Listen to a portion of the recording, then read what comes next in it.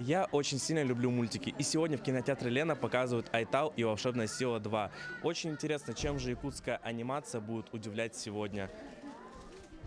На премьеру собралась вся команда, которая на протяжении года трудилась над созданием мультипликации, от аниматоров до актеров озвучания.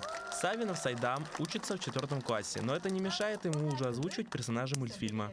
Я уже почти 2 года почти озвучиваю мультики. Мне это очень нравится. Это сложная, иногда легкая работа. Главным героям мультика предстоит раскрыть свою уникальную силу и поверить в себя. Но главное их оружие – это не магия, а крепкая дружба, способная преодолеть любое зло. В прошлом году мы сделали всю анимацию. Хотели сначала сделать сериал, получается, из 10 серий, 2-й сезон, а потом решили сделать из него полный метр. Вот. И, получается, в начале этого года мы все смонтировали и сейчас выпускаем на экраны. Мультик рассказывает о том, что нужно в себя верить и что сила дружбы победит все. Вот.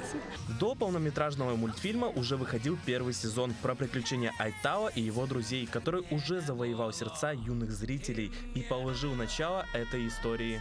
Я ожидаю от мультика, что Айтан нашел свой Аптахкус и поможет по всему миру, и найдет много друзей, и будет там приключений очень много. Айтау и Волшебная сила – это не просто мультфильм о магии, а история о вере в себя, в своих друзей, которая вдохновляет и взрослых, и детей.